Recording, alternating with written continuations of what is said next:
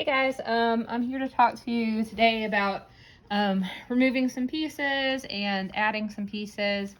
So on this mask, I've got several different eyes that I will be removing. I've also got a place to attach a nose. So I'll start there and just work on it a little for a while, but I wanted you guys to see how to attach some of the basic forms. Keep in mind every eye and every nose is a little different. This is just kind of how I do it. And hopefully this can help you out a little as you're working on your project. So the first thing I did was I used a scratching tool, and I marked generally where I wanted to put my facial features. My clay is on my mold, and it's been, here for a couple days. It's not super wet, but it is not nearly leather hard, so it's a nice medium amount of wetness for this stage of the process. So for the eyes, I'm going to go ahead and use just a cutting tool and start to remove them. If you've ever carved like a pumpkin, it's kind of a similar sort of ordeal.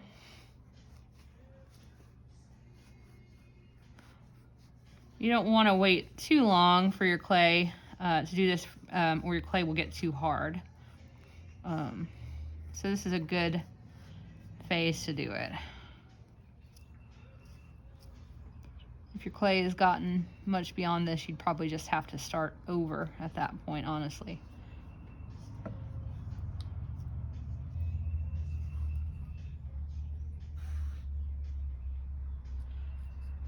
And I want to get underneath this clay and just peel it away from the paper.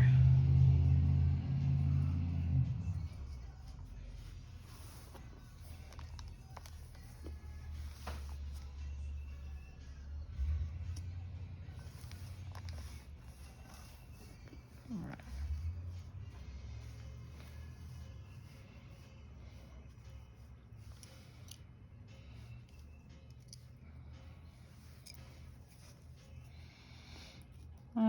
Keep in mind that you can also clean this up from the back in the front to sort of even it out. I'm going to try to just remove another one here so you can see it again. We have little plastic knives in the classroom that are used for this process. You can also use a needle tool. I find having something kind of flat helps me to pop it out at the end.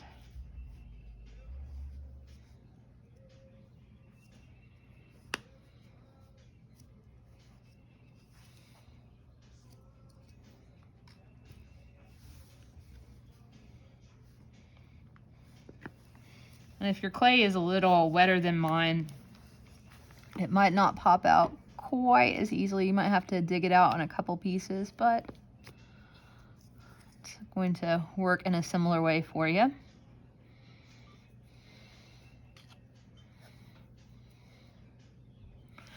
Okay, so I'll stop there with the eyes and just show you this. The eyes look really kind of heavy and clunky because when I cut, I was cutting straight down, and this shows like the thickness of the clay, which was about the thickness of my pinky when I rolled it on. So what you can do to make this a little bit more elegant is you can use a needle tool or like a little, this is just a little skewer, and you can put it at an angle, not straight up and down, at an angle, and you can use it to shave down the width of this opening from the front. And that's not going to take a lot away from the structure of the eye hole, but it's going to give it a appearance of more narrowness at the edge, which is going to make it just look a little thinner at the edge. So this is kind of a two-part deal when you're working on the eyes like this. You want to do it from the front, but also when you pick up your mask off the mold, you'll want to do the same thing from the back.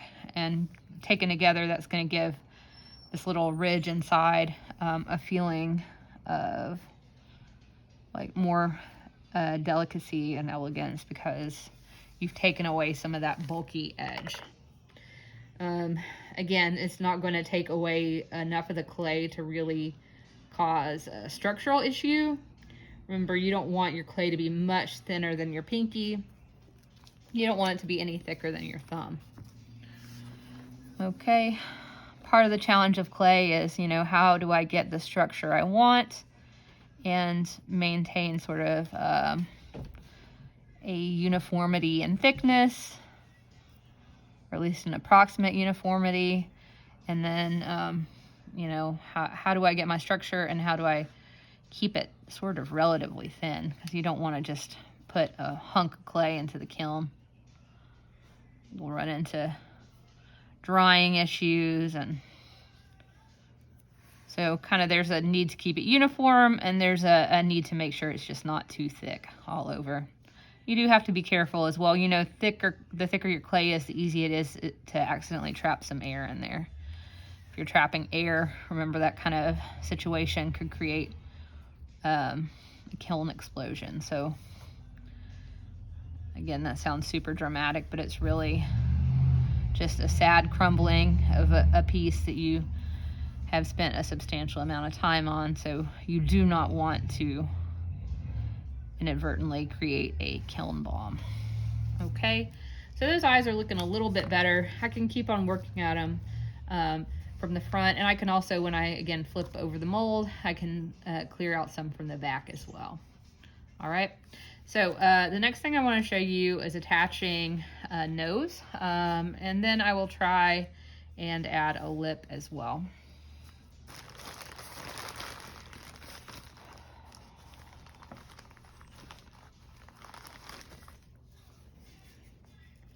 So for the nose, I'm taking a piece of clay about this size, and I am going to kind of work it into sort of a three-dimensional triangle kind of shape. So it's going to be really kind of skinny at the top and come down a little bit flatter at the bottom.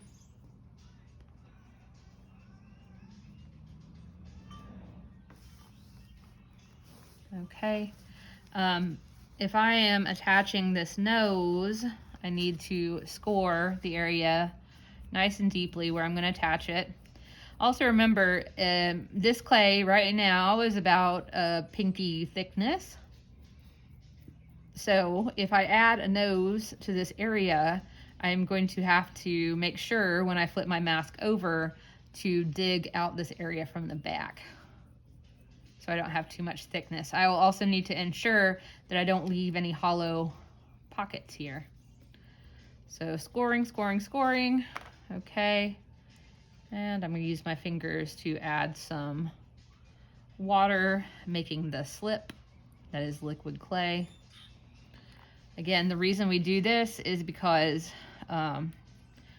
you can't just stick two pieces of clay together. They will temporarily stick together because there's water in the clay, but when that water dries out, which it will, that bond that was just really the surface tension of the two areas of water sticking together will dry out too, and that piece will fall off. So I've got this area scored.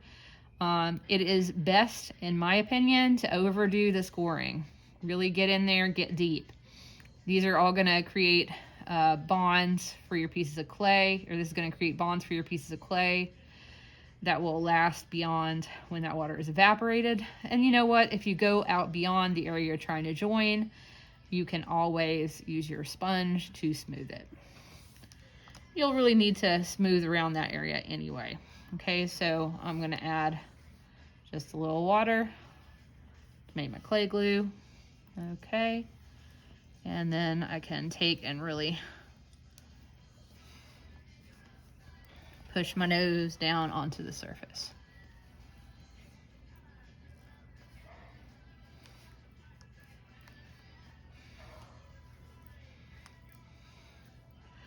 Now this isn't, you know, obviously a typical human face because there's more eyes, right? I'm sure you've noticed more eyes going on here than your average human. This is kind of like a spiderish sort of mask. Spiderish person mask. It kind of looks like human, but also spider-like. There's too many eyes, I guess. So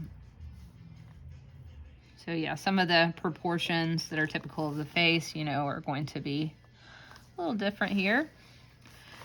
Typically, I would say, you know, to a student who's making a more human mask, like to really think about how the bridge of the nose tapers up into the brows. So you might want to add some clay here to create a ridge for the brow. I think I'm just going to kind of make mine disappear into the forehead a little bit for now. I will decide what I want to do with it. All right.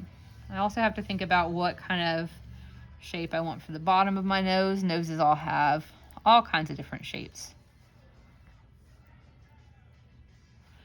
I guess the general way that the nose falls on this face, I'm going with kind of human-ish proportions.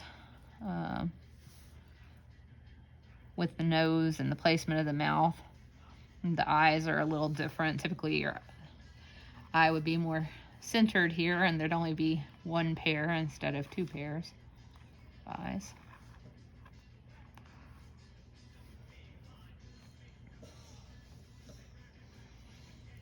I'm shaping down for some nostrils here. And this clay that I'm adding is pretty wet right now, so I might continue to work on this as the clay gets a little drier and I'm able to more fully work into the clay without taking away more than I intend to.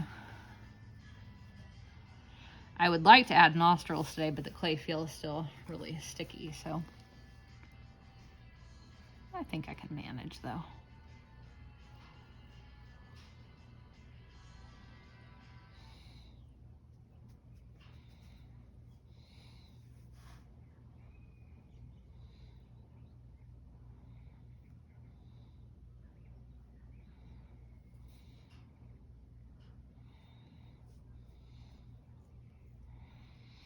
I'm just rolling this around to create an opening for a nostril.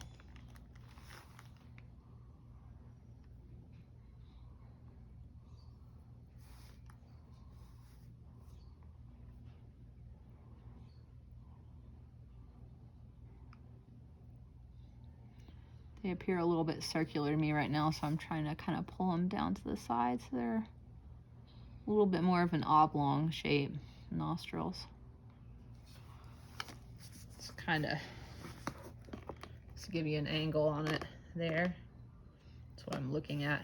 I'm also going to build a little bit in here.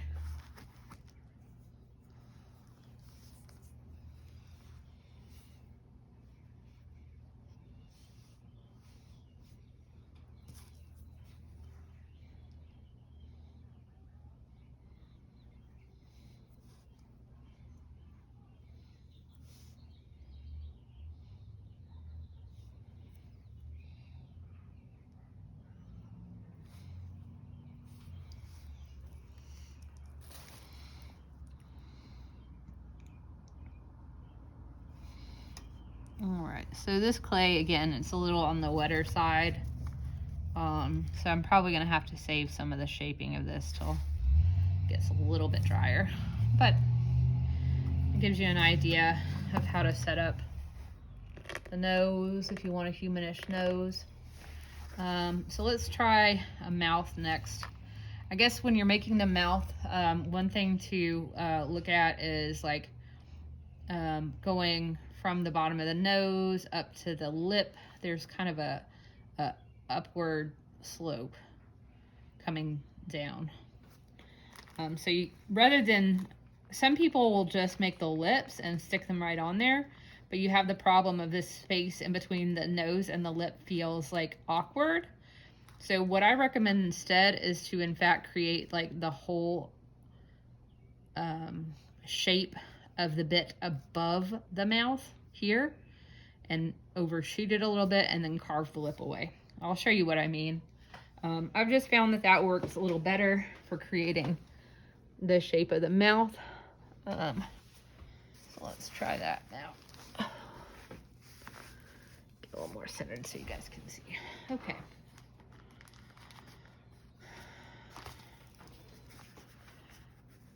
So I'm gonna get a piece of clay going here.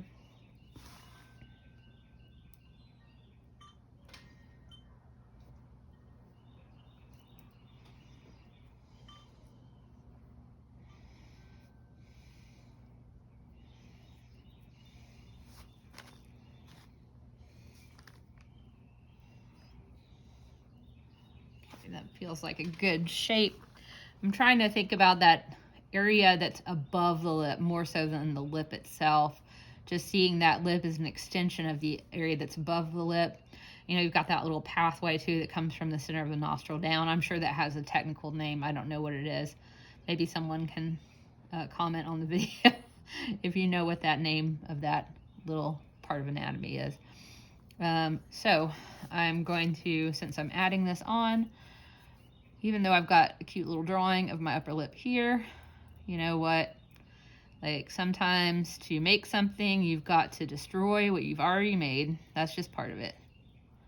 That sketch helped me, and now I'm gonna move on and have to destroy it. You say sometimes you have to break a few eggs to make an omelet, and that's true. Lots of times when you're making art, the best thing to do, that there are some parts of the art that you really like and you want to protect it. You know, you're like, oh, I love this piece. I've worked so hard on this piece. Sometimes it can be that piece that you're protecting so much it's keeping you from finishing the thing. So you've got to, I don't know, sometimes let go of stuff that you really like to get to a finished product. All right, so I've got everything scored here. I've added some water to create my slip, and now I'm going to press this piece into place.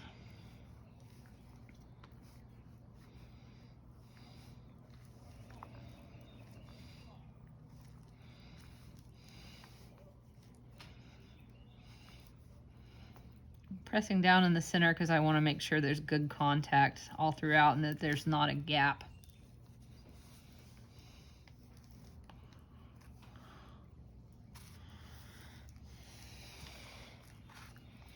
Come back in here and open my nostrils back up a little bit.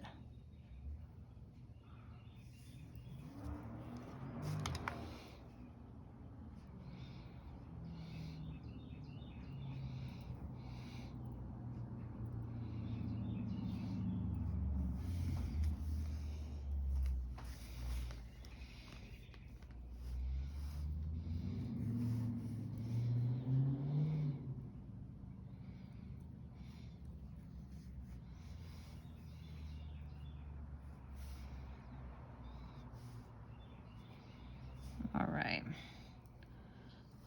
So I'm kind of pressing down on both sides here to make sure that they're kind of even. If they're not, I can always shave away a bit. And I'm trying to make this little pathway that comes down from the lip as well.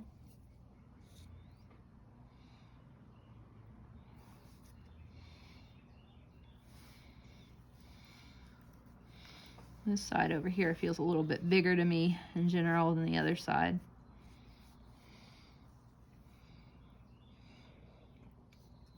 Of course, there's more than one way to do this. This is the way that I've found works for me. And so this is the way I use. You might find a better way for yourself or think of a different way to do it. If you're trying it for the first time, hopefully this will help a little bit anyway as you start to make your sculpture. There's always more than one way to do something. I remember the first time I tried this, nobody showed me how to do this, but I was so happy to figure out how to put on that upper lip and make it look like it was connected to the nose. I'm pushing up here. You could also cut away with your cutting tool to find that upper lip.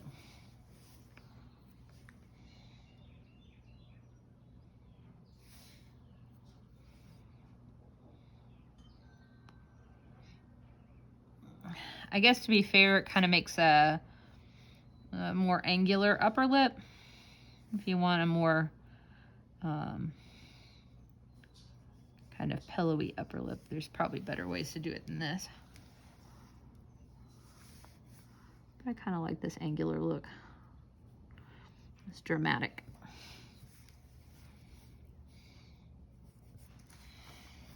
Okay.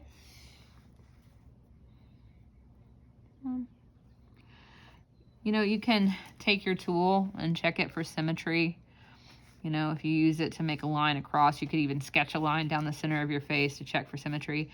I guess, you know, the left side and the right side of our faces are typically, you know, somewhat symmetrical, but they're usually not. Well, it's very rare. It's rare to nigh improbable that a person would be 100% symmetrical.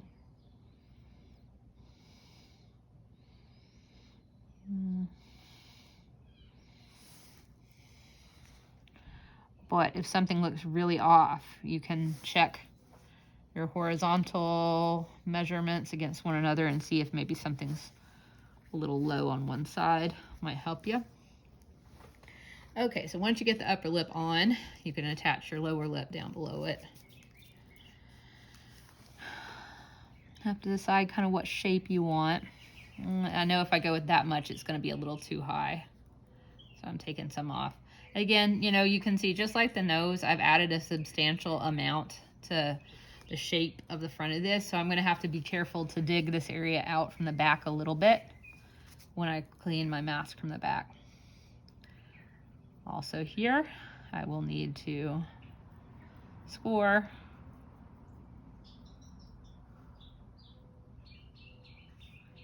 And the back of the piece I'm attaching, score. Don't skimp on the scoring, go deep. You know, the slipping part is important too. Make sure it's nice and damp before you try to attach anything.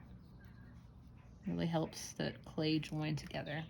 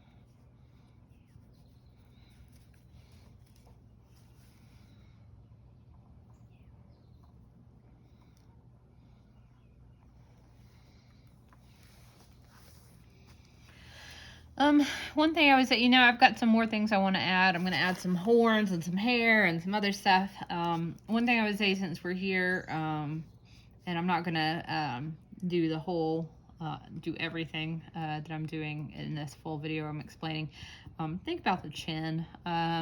You don't have to overdo it with a chin, but often by the time you get your nose on and everything else, like the chin feels like a really neglected area. So I find that it helps to add a little bit down here.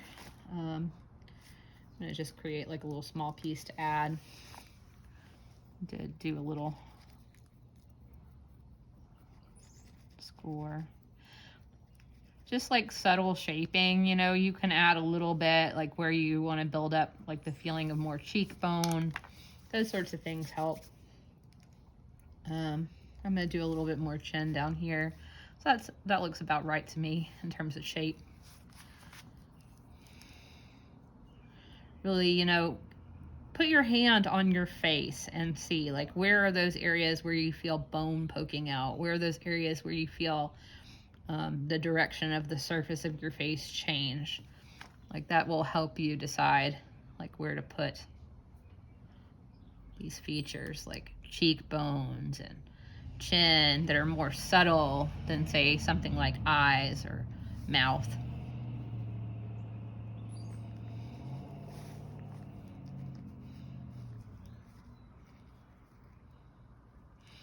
Remember too, I will say, you know, I'm a portrait person. I don't, many of you probably won't know me at all, so you won't know that. But if you're my student, I hope you know that I do portraits. That's one of the main things that I do. And one of the things that I, think that people who, are just learning about the head or the face, like, they will see where the features are, but they don't know what to do with the spaces between the features. Like those places where the bone subtly rises up and we see a cheek or a chin. Like, really look for those things. And, look for, how are the things in your face connected? Like, the nose doesn't exist by itself. It connects to your eyebrows. You can follow that shape up on your own face. There's like a ridge there. So look for the shapes between the features. Really look for those. And try to find like where those kind of subtle humps in the face. And that will help, give your face a more dynamic and natural, I guess, so to speak. I say, when my mask has 4 eyeballs, a more natural appearance.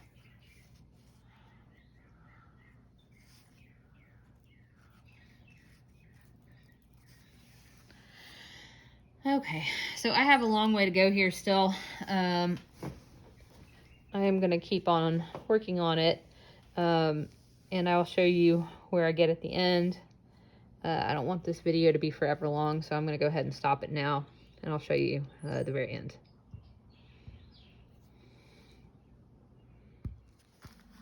Okay, guys, so here is the finished mask. Well, here is as far as I could get tonight. Let me just say it that way.